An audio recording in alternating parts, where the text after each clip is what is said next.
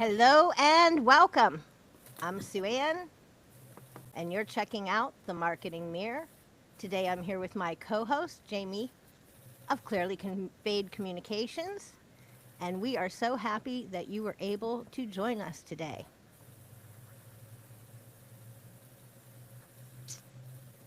On the Marketing Mirror. How are you today, Jaime? I'm doing great. How are you? Very good. I hope you guys that you saw some of that intro last week. None of it showed. And I really am practicing honing my live streaming skills. And I'd have to say, so far, I'm not going to give myself a very good grade, but we keep practicing. And again, I practiced for today. So we have a great topic. I hope everyone's doing well. One note, if you're listening from the USA, it's Memorial Day weekend, and I just want to wish everyone an enjoyable, relaxing Memorial Day.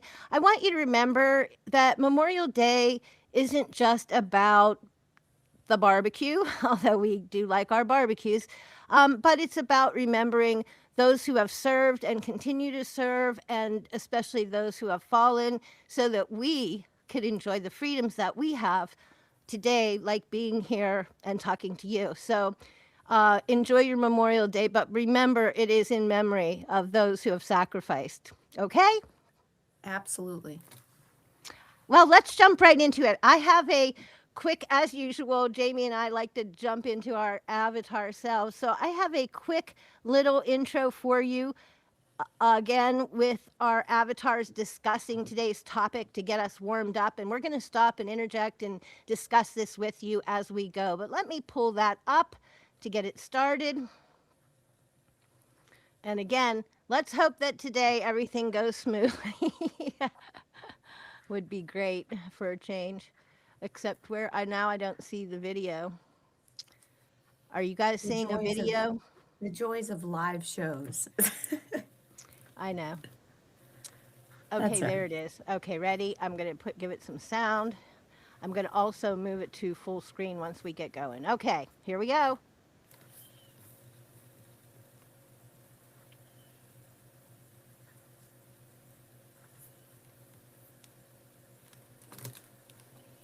Welcome to the Marketing Mirror, where today, Sue Ann and Jaime start their Adventures in Social Media Marketing series.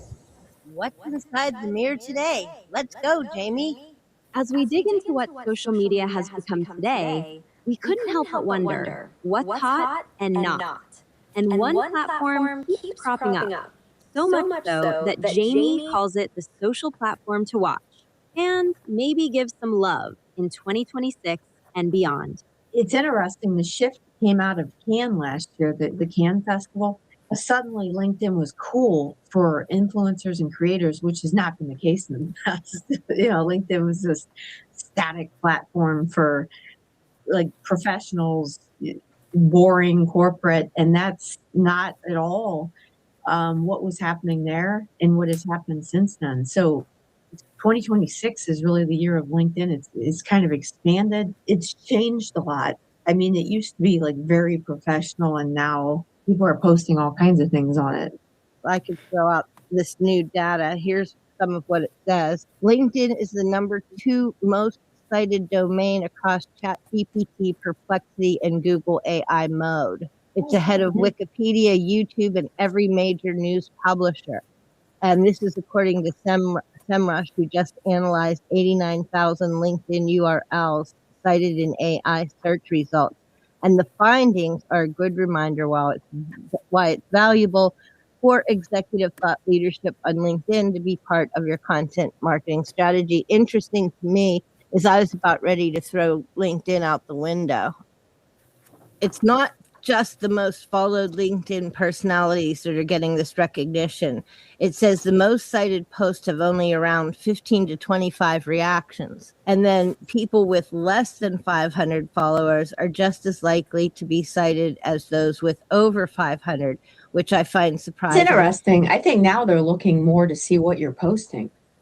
Well, here's what's weird too. The sweet spot word count wise is 500 to 2,000. The data SEMrush shared reinforces the power of the text or written post on LinkedIn. And that average 500 to 2,000 word stat sure proves it.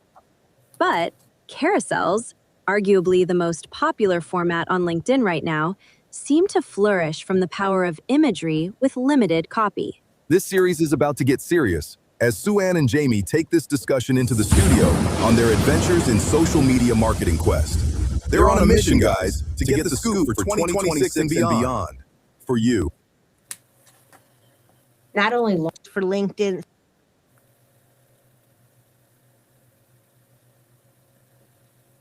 Okay, James, that's, I think, a spot to stop and bring up some of the discussion. What do you think? Oh, absolutely. I'm excited to be talking about LinkedIn. It has changed a lot in a lot of people's viewpoint. But I was shocked to see the attention it got at Cannes last year. That was crazy. It was not only the LinkedIn activation was drawing people left and right, but just the platform itself was blowing up all over the place, which has not been the case in the past. I love that. You know what, James, too, guys, I should have probably mentioned this before. Hi, Lisa. I should have mentioned that we do have a couple of updates for you with some of the data that we wanted to present last week. We have the data reportal that had some of the social media user stats and information that you'll need, because you want to match, just as whether you're using LinkedIn or any of the social platforms, you're going to want to match user intent with your business intent so that the platform and the content are going to match the user or the viewer or the potential client and what they want. James, that's under the welcome if you want to throw that into the chat for people to see. And then also there's another link for Edelman's research that I mentioned last week. And the Edelman's research you have to look at because that's talking about trust issues. And I think trust is going to be something that we run into over and over and over again in these discussions about all of these platforms. And so I wanted to make sure that I went ahead and shared that with you real quick. And then also to give you one other update over some of the topics that we've been talking about. This one, you guys, is really crazy because I think that I think this is going to be really have an effect on all these social media platforms. And we talked about it a little bit, and I've been promising a video. I've been working on it. There's a little bit more to it than I thought, but it's about the litigation against Meta and YouTube and how they cited mental illness in young people, in teens, I believe it was, to be exact, and also the factor of addiction from social platforms and how, of course, that's unhealthy for people. And so I wanted to mention that I was literally watching regular television, and a commercial came up, and it was recruiting people. It was asking for teens, or if you have teens, to jump in on a lawsuit if they are having any mental instability that you want to blame on social media. So they're literally wild. out there doing commercials asking for people to get in these lawsuits now after this ruling, which I am really shocked about because, again, part of our discussion is, you know, whose job is it to monitor use of these platforms? And you know, we've even talked in especially our first episode, which I personally found fascinating, about brain issues and brain health concerning use of AI and use of digital, use of social. All of those have been looked at with, you know, brain health and physical health involved.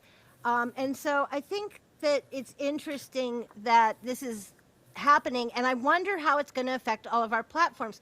When I asked Grok about what YouTube and what Meta are doing wrong, and I think it was Instagram specifically that they were talking about with young people, and I think Lisa knows more about that too. She's done some work about that also. But what's interesting is that the things that were cited as to what they're doing wrong are things that I think have been baked into the platform since the beginning of time. Things like the scrolling feed, the moving feed. So I just want to just throw that out there again as we move forward.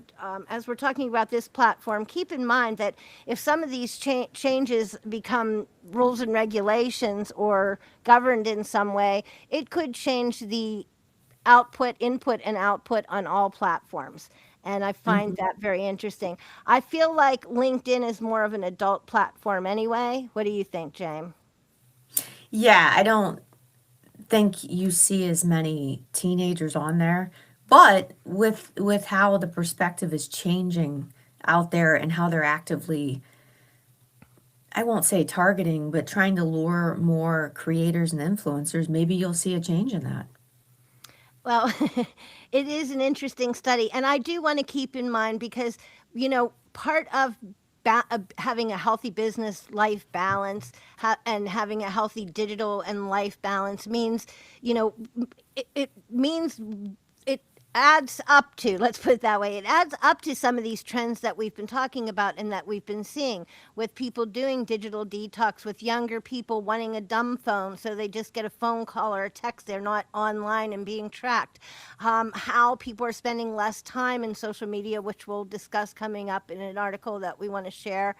And things like that. So it's just interesting to kind of keep track of that. Also, by the way, did you notice, James, we are proving that we are cutting edge here at the Marketing Mirror with our discussion, because all of those studies that we talked about, I think 3 or 4 weeks ago in our first live, have come out in a Fast Company article. All the MIT and Carnegie Mellon and some of the stuff that we cited weeks ago came out 2 weeks ago, and I think May 11th, on an article from Fast Company. And here's a quote from the article. It says, "Cognitive scientists found using AI for just 10 minutes impairs brain performance." And again, because we want you to have fun and use AI and do all the digital cool things that we've been doing for years, but we definitely want to do it safely. We want our young people to grow full brains and full thinking process, reasoning, critical thinking, all of that before we just throw them into all the answers are there on AI.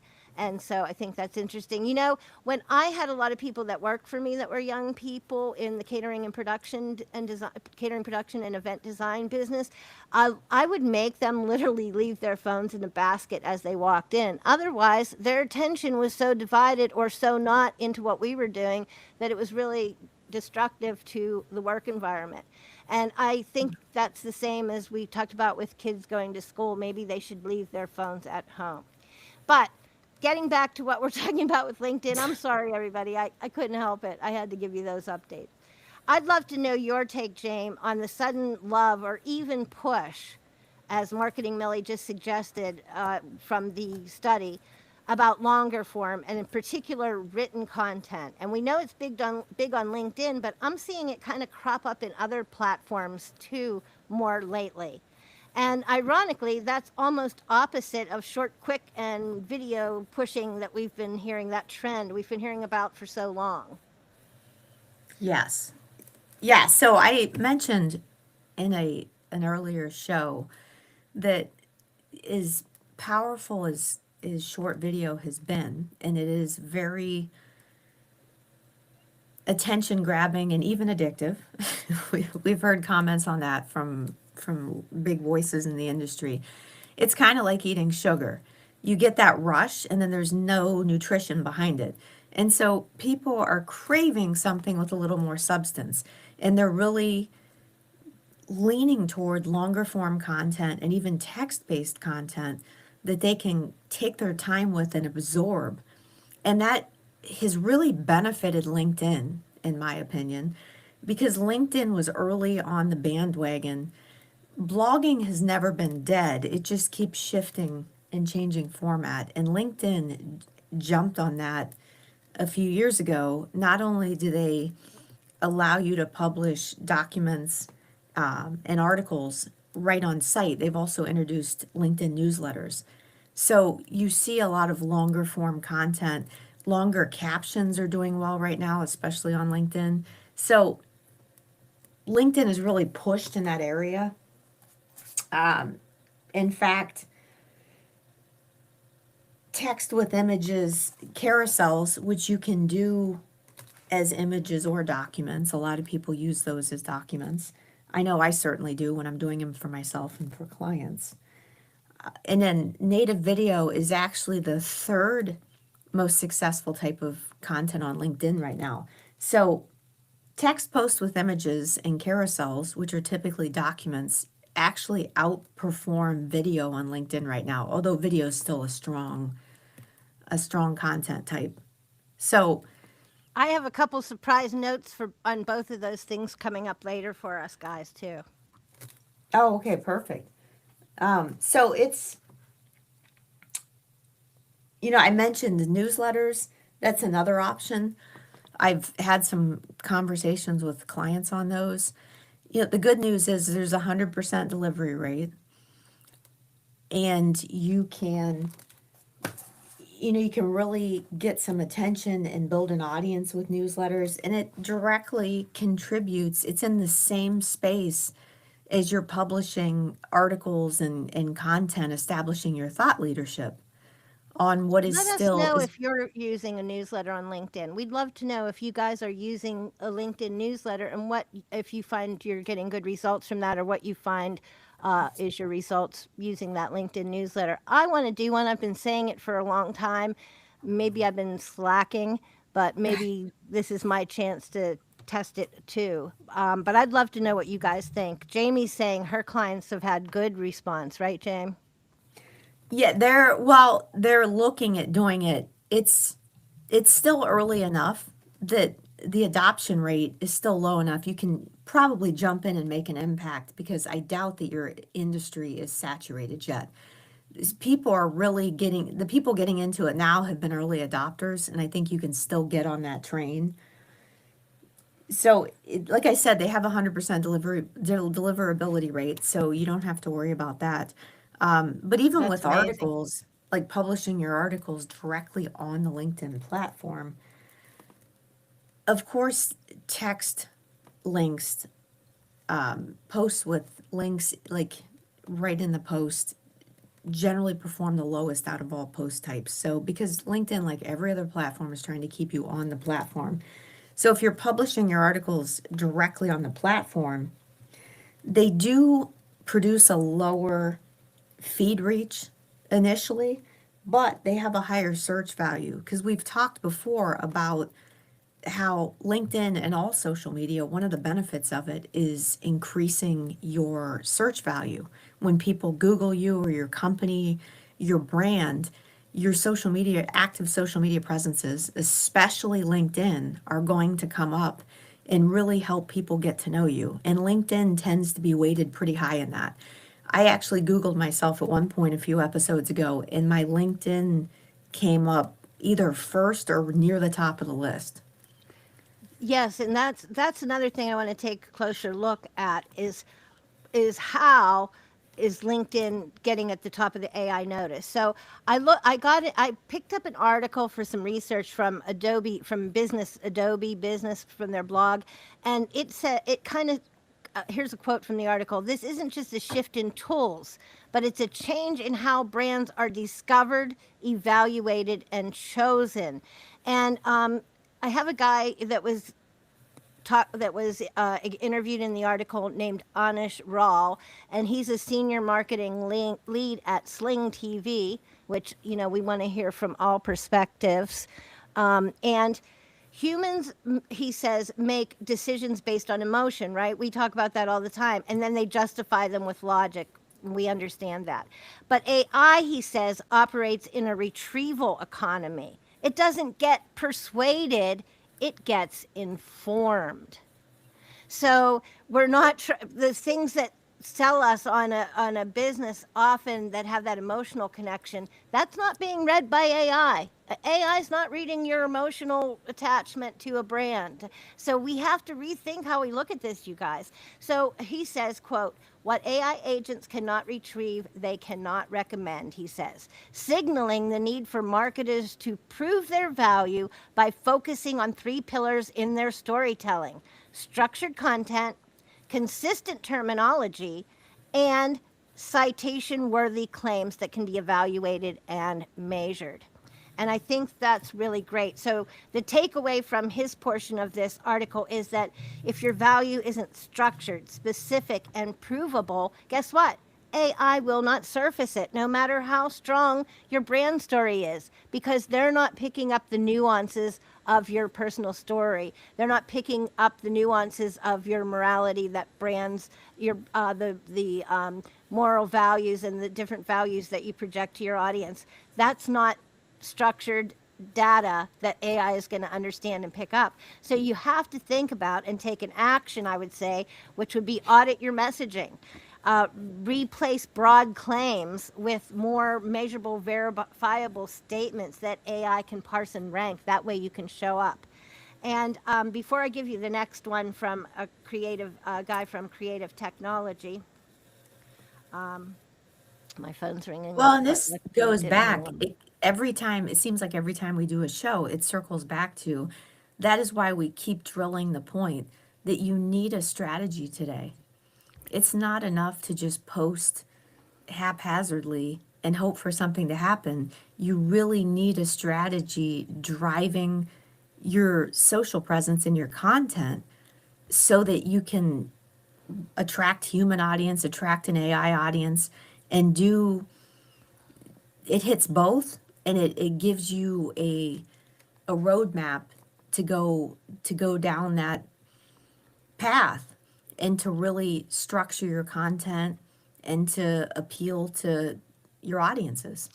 I love that Lisa says she wants to maybe test an AI LinkedIn newsletter. Maybe we should both test it. And one thing I was wondering, I don't know if you know the answer to this or not, James, but I noticed that some LinkedIn newsletters, just like you said, they put a whole blog post or article and that's their newsletter, which is great because I have plenty of those to get started in case I'm behind if I want to do a weekly thing or something. But I notice other people do part of an article and then they make you finish it back at their website. Have you noticed anything like that? And what do you think is the best standard operating procedure in that case on a newsletter at LinkedIn? Yeah, I understand. People, it's just hard for businesses and brands to get away from. We're so used to trying to drive traffic to spaces that we own. So people, are still trying to drive traffic back to their website. And if that's what you want to do, go for it. But as much as you can keep people on platform, it tends to, it wouldn't surprise me. I don't know if they've started doing it yet, but it wouldn't surprise me if LinkedIn starts impairing those in some way, since they do tend to try to reduce the reach and impressions on link posts. I just Like thought if- it was interesting that I did notice that distinction with the newsletters I get. Some of them it's straight up, here's the article, bam, here's the Yes. newsletter, bam, and other ones it's here's half of the article and visit my website for the other half, which might have a purpose also. Always we want to lead with our purpose with every piece of content, with that business purpose or that CTA in mind.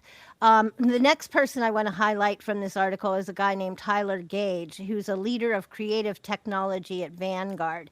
And he says, quote, "We're not just persuading humans, we're persuading the systems that help humans decide." And of course, in the past, that was Google. Now that's changed a lot. And we've talked before about being conversational and answering queries that are questions, vocal questions versus verbal questions versus typed questions, which changes the whole semantics of a question. So we have to keep that in mind. So here's the deal. Search has shifted from queries to conversations, he explains, and AI is increasingly shaping the answers.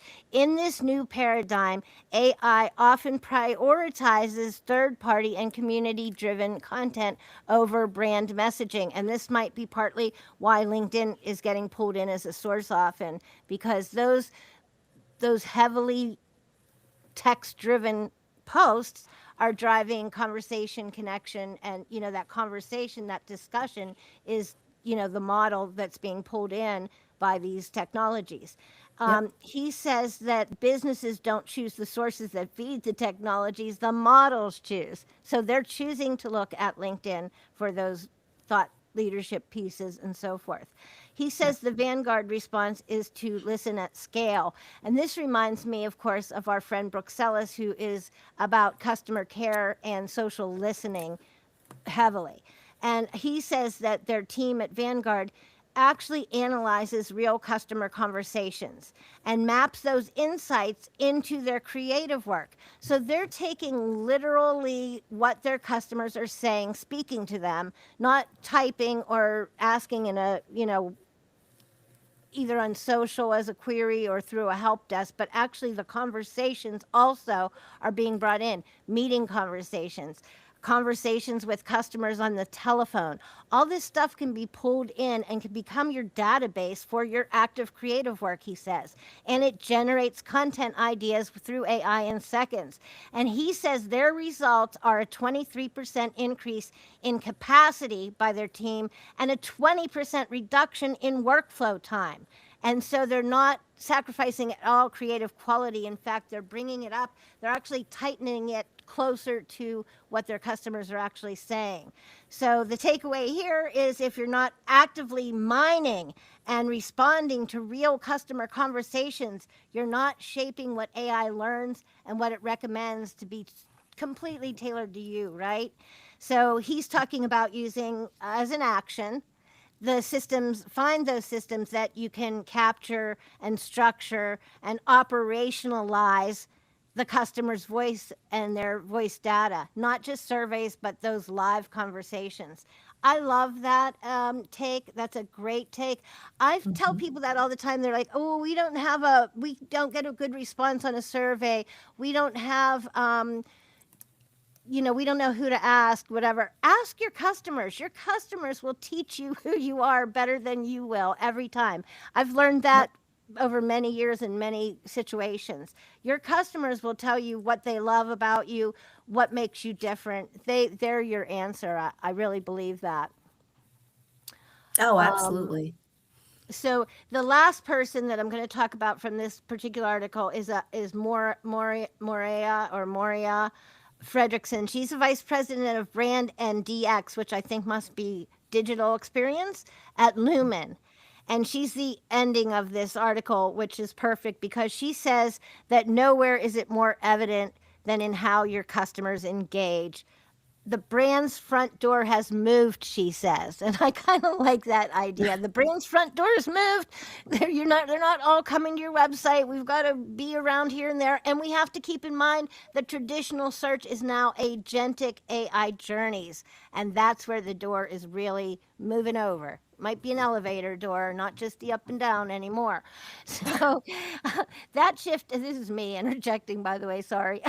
But she said that shift does introduce a dual audience. So we still have to write, and we're still all about humans because they respond to that relevance, that emotion, and they respond to that trust factor.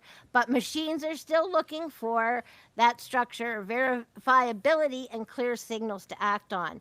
So brands need to really embrace a strategic shift in how they attract their customers' attention and persuade them to buy by becoming that trusted source of information with credibility, accuracy, and usefulness. This is all content marketing, is it not?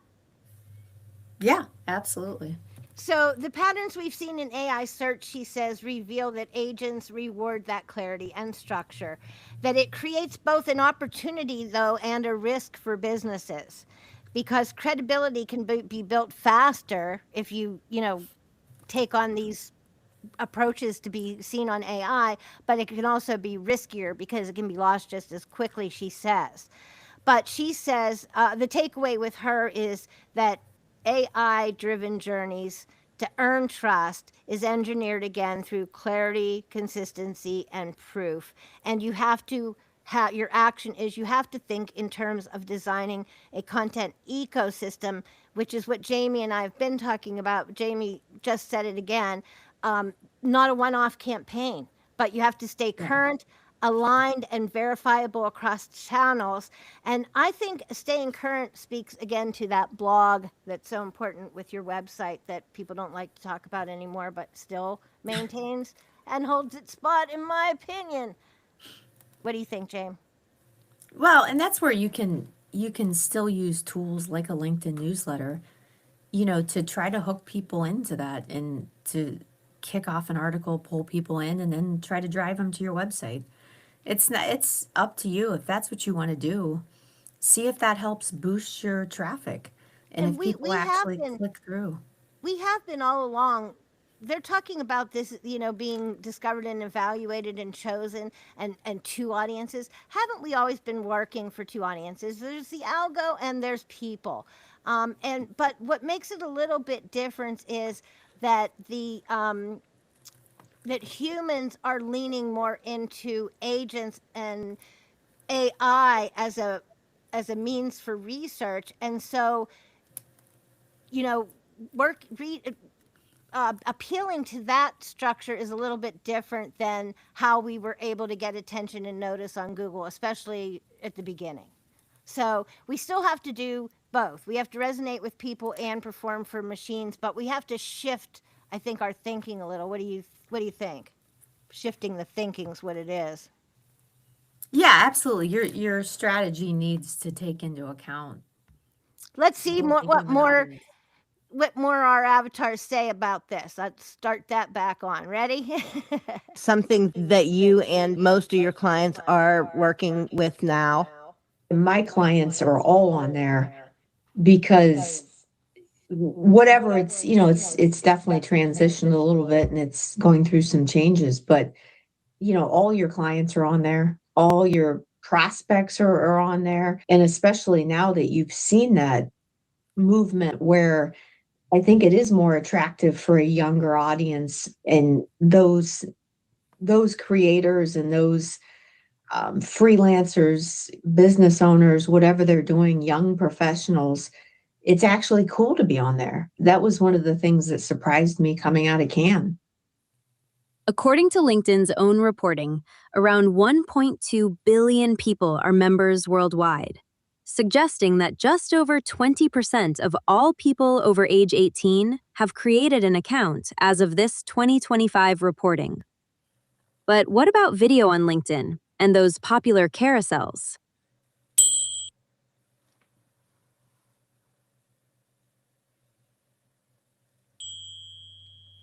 Sudden text focus, where visuals always in the past were like the lead in social. Now it feels like, they want those blog style written educational thought leadership with I long keep posts. saying, like, one of my things for 2026, do not sleep on text-based content.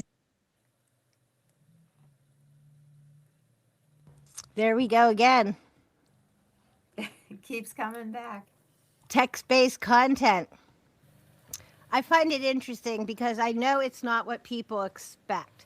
So one note I want to throw in here is that consistency doesn't matter as much in your social media presence, according to that information. And in my experience working with social accounts for myself and clients, and even in collabs, I can attest that the more you post, the greater your visibility, right? The greater your visibility, the more your reach, and usually better engagement too. But posting alone is not the story. The things that Avatar Jamie just mentioned about creating meaningful and strategic content that resonates with your peeps matters so much more. And so HubSpot gives us a little insight on what has changed. They said the competitive edge is less about posting more and more about clearer positioning, distribution choices, and community design, where you can sustain attention and trust. But I also want to say this: of all the major socials, LinkedIn allows you the chance to gain traction and find new business opportunities by posting the least of all platforms, in my humble opinion. But make those posts count. Keep them meaningful and conversational, I think, for your best results. And lastly, this posting frequency and schedule are definitely not a one size fit all commentary. So it's the results from this one study that says this, but your posting schedule may do great with a weekly major well thought out hit like this, or you may prefer different strategies or unique campaign schedules. I've worked with Lisa with a couple clients that we did 2 or 3 times a week, and they just skyrocketed. So there's not a one size fit all, and I think that's important to remember. Any comments on that, James? I've had a lot of success posting weekly, one time weekly, again with a well thought out post, or even twice a week. I agree with that. LinkedIn, another reason it's becoming more popular, you don't have to live on there. You don't have to post daily. In fact, depending on your account, that can actually not help at all.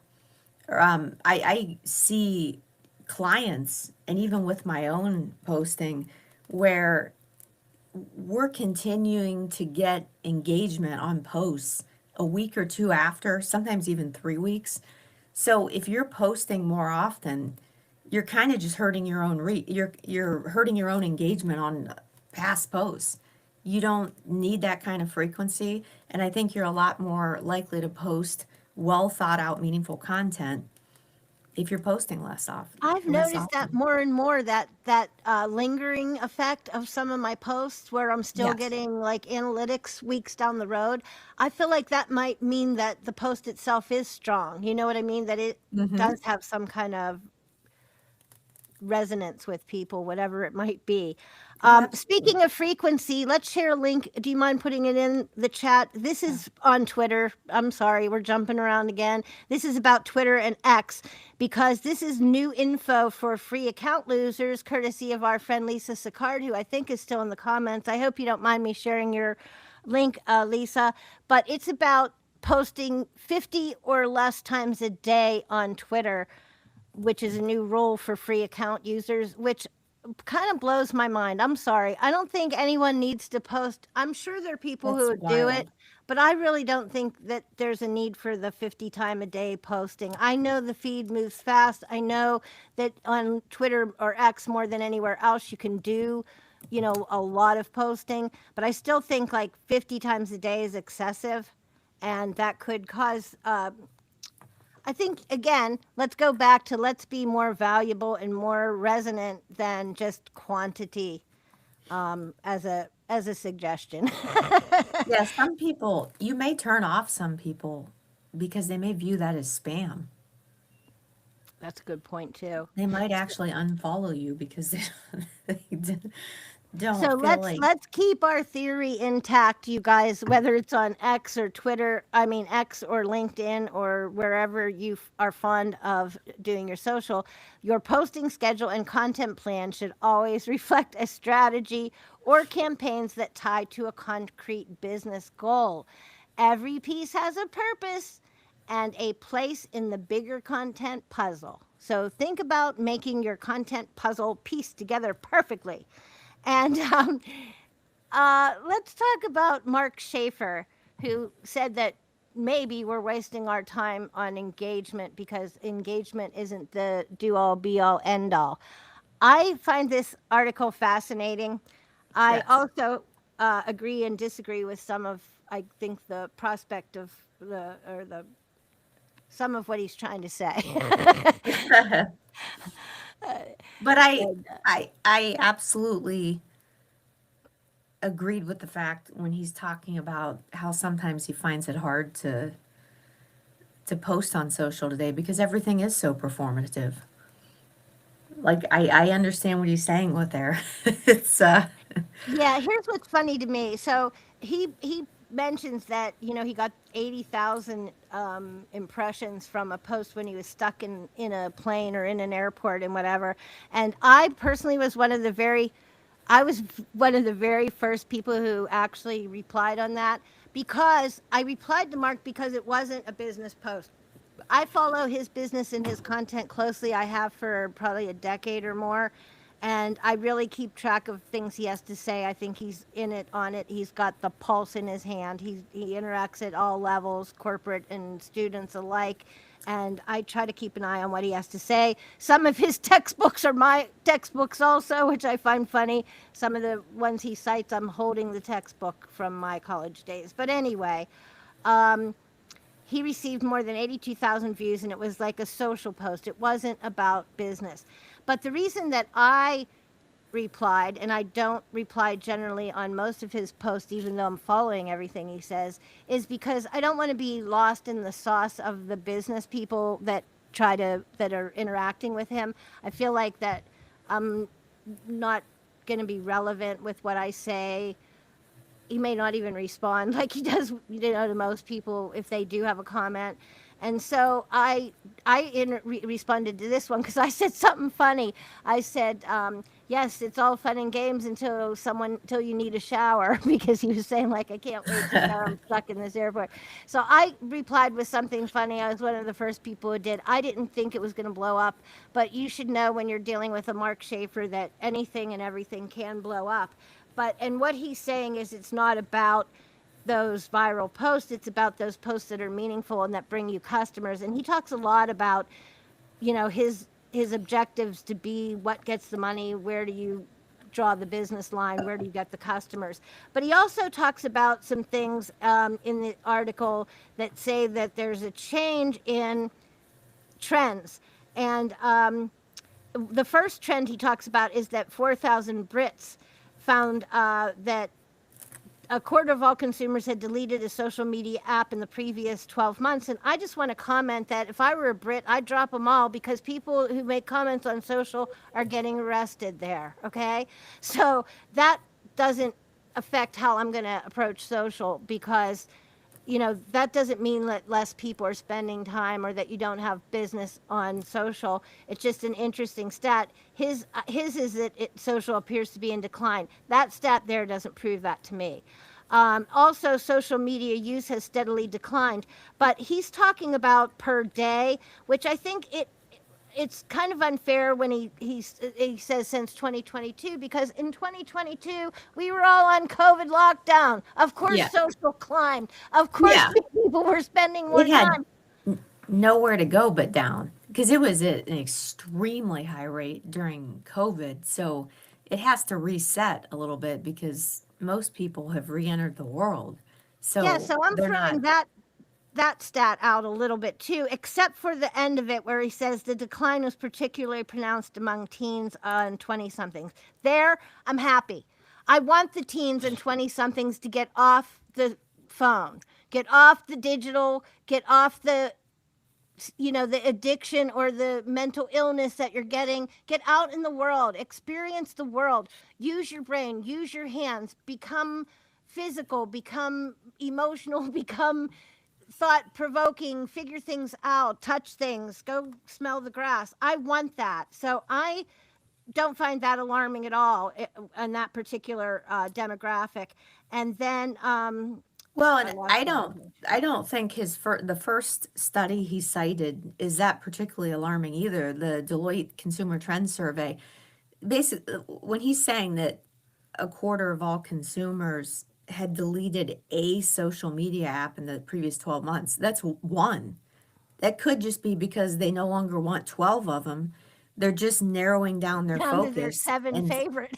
and spending time on their, favorite platforms instead of trying to be on everything. And then the third stat that he talks about is that young people are deleting social media platforms because of pressures of being online and damage to mental health. Hallelujah. Kids, get off the devices, go to school, read things, write things, learn things. And that reminds me, if you don't mind me real quick, again, trailing off, because you know me, I love to research and find out these things. But I picked up this other study that I thought was just amazingly interesting, you guys. And it is about writing, like writing, handwriting. And I this also falls in line with a lot of what we were talking about earlier and what we've been kind of mentioning here and there about brain health and all that. But this story was incredible. First of all, it based on 2 studies. The first study that I want to mention is one that was done by hold on. first of all, these studies were done in 2 countries. And the first one was done a decade before the second one by 2 researchers at Princeton. And they ran a study with students where they used 3 experiments, and half of the students took notes on a laptop, like typing their notes, and the other half students took the notes by hand, writing it out by hand. And also, the laptops were not on the internet, so they couldn't be distracted off of just taking notes at the time. Okay. Nice. And That's what they helpful. understood, what they found out afterwards is that the handwriting group won at the end of the lecture when they were tested about what they understood. They had a wide margin of improvement, or better. They had better answers by a wide margin than those who typed them. Oh, The yeah. ones that those who typed got them right were like surface level, like just surface level facts, nothing that required any thinking in it. And that the laptop students captured more because they captured things word for word, right? They were Yes. typing the lectures, but they didn't understand or get much out of the content. So they Nope. were capturing more total content, but processing less as they went. Where the handwriting students physically could not write, this is, I think, the key here, physically not write fast enough to transcribe the whole lecture in real time. So that forced them to listen carefully and to decide what actually mattered and to put it Yes. in their own words on the page. You see the thinking involved there, the processing involved there. So the handwriting made the brain work. And then later, this second study was done by a Norwegian neuroscientist named Audrey Vandermeer. And she did a big research it was published in 2024 in a Frontiers in Psychology journal. And she said, in her opinion, this should change every classroom on Earth. And the Yes. experiment was simple. She put each one in a cap with sensors pressed against their scalp to record brain activity. And they put a word on a screen for a period of, I think, 5 minutes. And the students wrote the word by hand on a touch screen using a digital pen, and then others typed it on the keyboard. And they checked their neural response, and it was recorded for the full, it's 5 seconds. I said 5 minutes. For the full 5 seconds, the word stayed on the screen. Then her team looked at the part of the data most researchers had ignored for years, it says, which is how different parts of the brain were communicating with each other during the task. When the students wrote by hand, the brain lit up everywhere. The regions responsible for memory, sensory integration, and the encoding of the information were all firing together in a coordinated pattern that spread across the entire cortex. The whole network was awake and connected. But when the same students merely typed that word, the pattern collapsed completely. The brain went quiet. The connections between regions that had been alive seconds earlier were nowhere to be found on the EKG. They were dead brains. They stopped. So the same word, the same brain, the same person, and 2 completely different neurological events. That's why this handwriting and cursive writing means something in the development of learning brains. I just couldn't help but throw that in there, James. What Yeah. do you think? It's, That's crazy, huh? oh God, yeah, we have mountains of research on that for years, that writing by hand, well, and taking notes is not transcribing something. You're supposed to be focusing on what you want to write down, not writing down every word. But it does force you to think more, and it increases your recall later. When you're actually taking notes by hand, you're just processing things and learning things better. It's just so interesting. Let us finish this last couple minutes, and then we'll wrap up some of what we were sharing here today. Let's end this video portion real quick with what else our smart avatars have to say.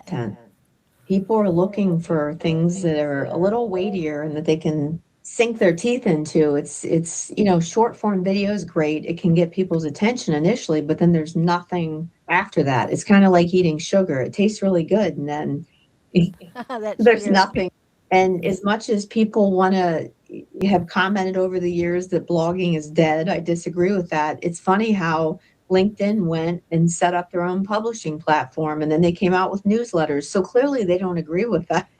They just want you to publish it on their platform. Exactly. And that is one of the changes that we've seen with all of the social platforms. They've all switched up the algorithm in some ways to reward and to contain you in their own environment on their platform.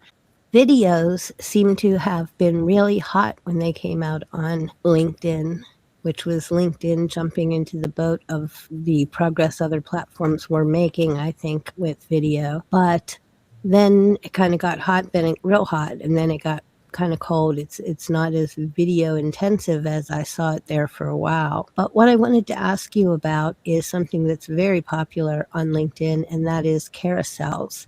You can see how popular carousels have already become on there, and it doesn't include multimedia use at this point. So that's something to keep an eye on.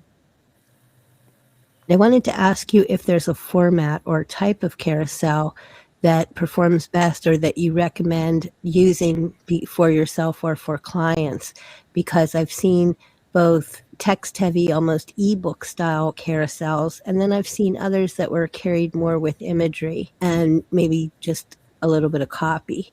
I mean, it definitely depends on who your audience is and what you're trying, like how you're trying to connect with them. But I certainly tend to use them more as a visual effect. I mean, yes, you have some copy on the page, almost like you can do on Instagram. You have visuals and copy like right on the page, not just in the caption. But publishing an ebook, I mean, it's almost like uploading a white paper. I think you see those more on LinkedIn because you can upload carousels as a PDF, as a document, as opposed to images, no videos at this point. But that's a specific audience. I mean, as long as your audience connects with that and they want heavy text-based, I think you're better at this point, unless you do have a niche audience that wants that ebook feature. You're better off focusing on visuals. Put some text on the page, that's fine, but focus on the visuals as well. Well, Jamie, if I have to pick someone to emulate for my carousels, I think it would be our friend Hennika from Enchanting Marketing. That's who I'm going to look at to make some awesome, great carousels on LinkedIn. Thank you for checking out the marketing.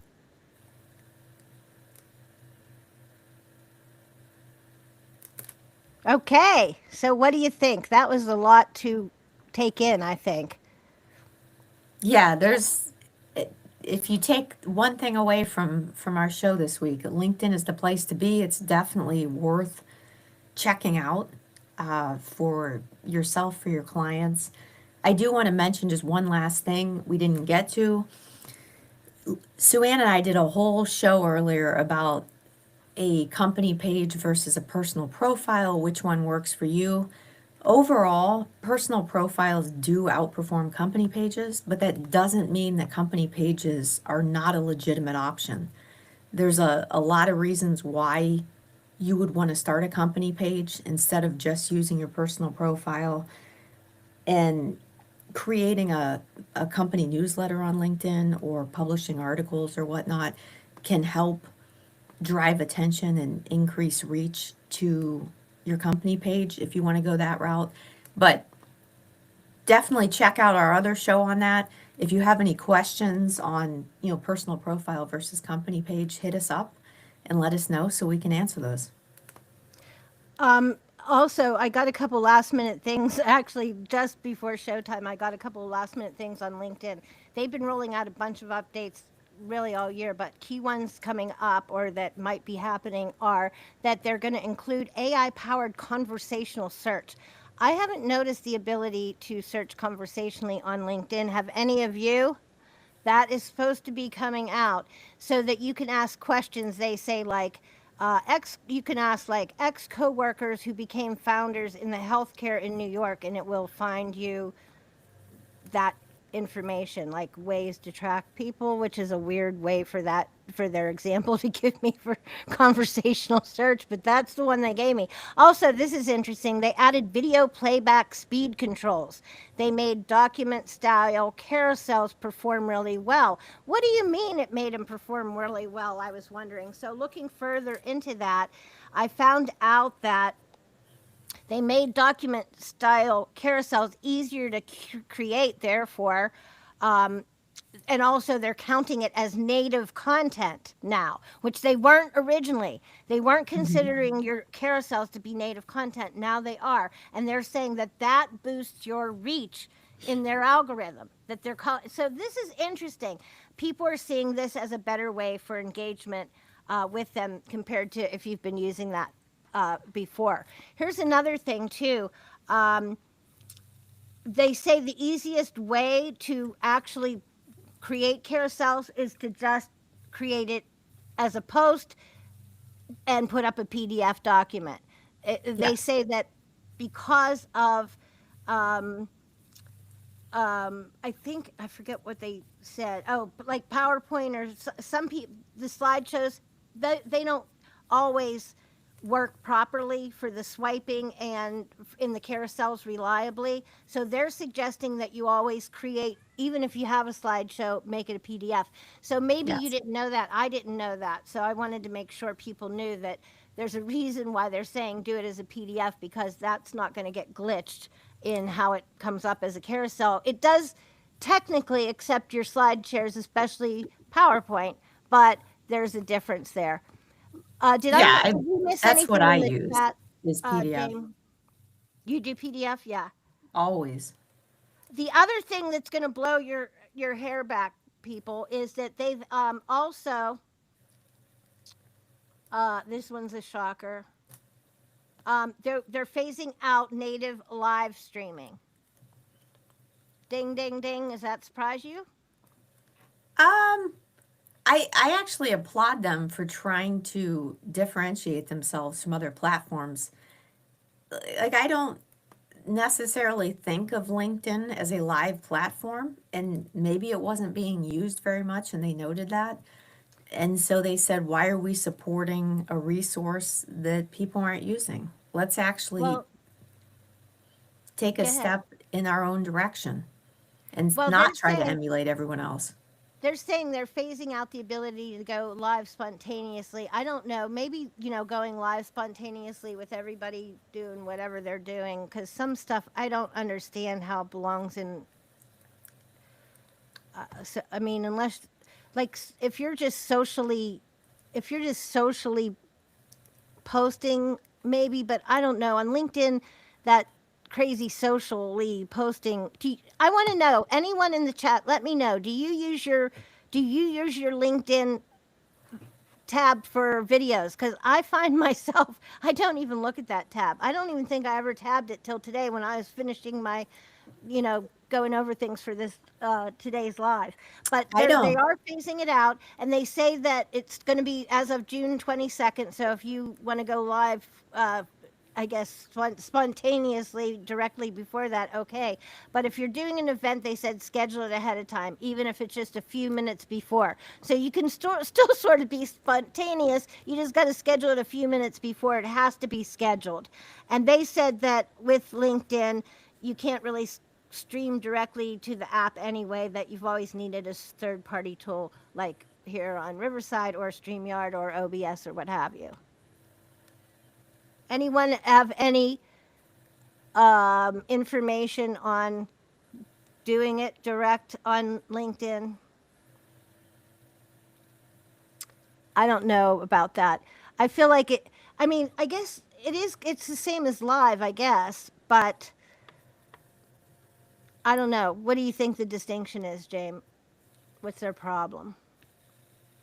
Well, they seem to really divide. The only time I ever look at video tabs is usually for my clients to look back at content I've posted for them. Like, how you can separate it out into images, videos, documents. That's the only time I even look at it. But LinkedIn seems to, I mentioned earlier, they don't allow multimedia posts because they seem to store images separately from videos. So it'll be interesting to see if they ever allow multimedia posts or if that's the way their site is built and they have no interest in changing it. Yes, you I mentioned that don't, too. but I don't think I don't think a lot of people use LinkedIn for live video. It's, I have some inside information for you guys too, because we've been exploring and questioning and wondering and trying to figure out the long form versus short form argument and fight and what really is performing and how. So I have a proprietary inside case study. This is private. This is from a private paid group. This is from a fairly big creator on YouTube. I'm not going to say her name because it is proprietary, but I think that the information is important for all of us to know, and so I want to share it. And it's a quick actual case study, long form versus short form in the video space, since we're talking videos. And she did this year, so it's very fresh in April and May. And the bottom line is that she put out in that period of April, May, 6 long form videos on YouTube. And against that, she tested 24 short form videos that she put up on YouTube Shorts, TikTok, and Instagram. Plus, she did 24 carousels on Instagram as well. And I won't give you all the stats. She had a lot of views. She had Instagram 50,000 views, TikTok 11,000 views, YouTube Shorts 40,000 views. She got new subscribers on Insta, TikTok, and YouTube, somewhat. But she didn't really get any kind of like conversion into sales or actual revenue.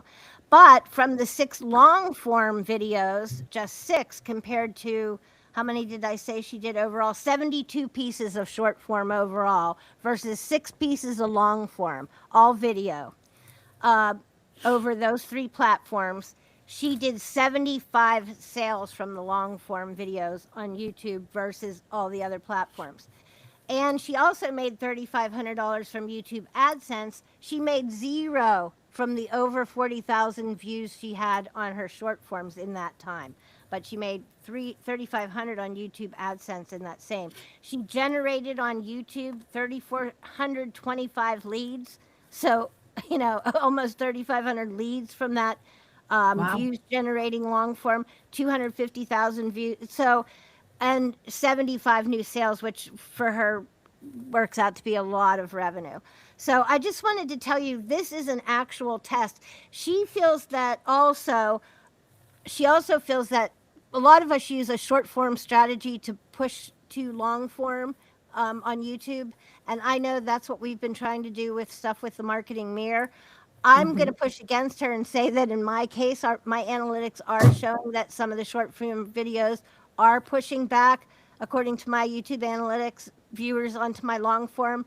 But in her case, she's saying she's getting like really no views. And it's also hard to track because you can't actually get a trackable link from shorts Yeah. to long to email too. So, but it's interesting because the gap in this real life study, long form versus short form, kind of blew my socks off, and I found it amazing, but I found it very relevant and very current, so I wanted to share it.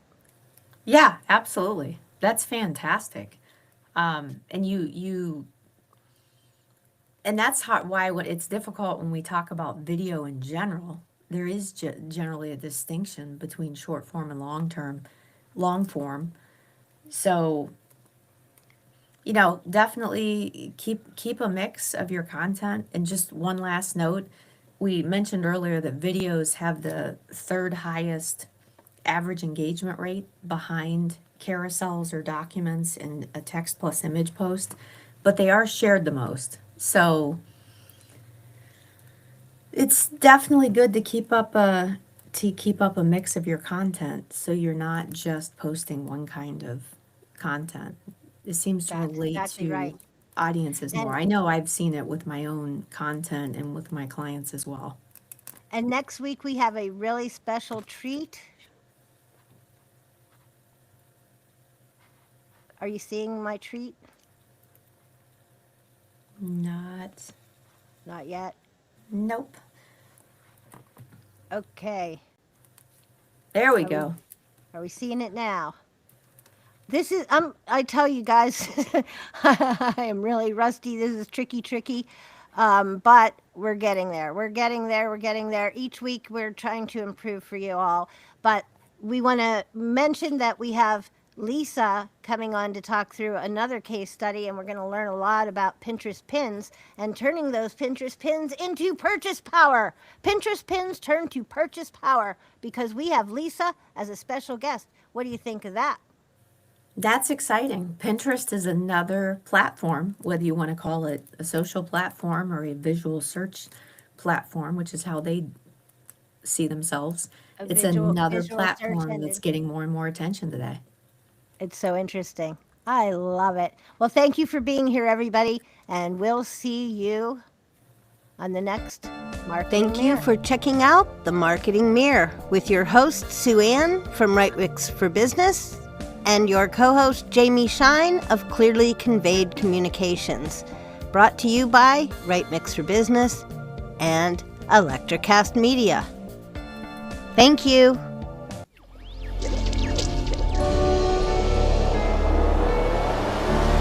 ElectraCast.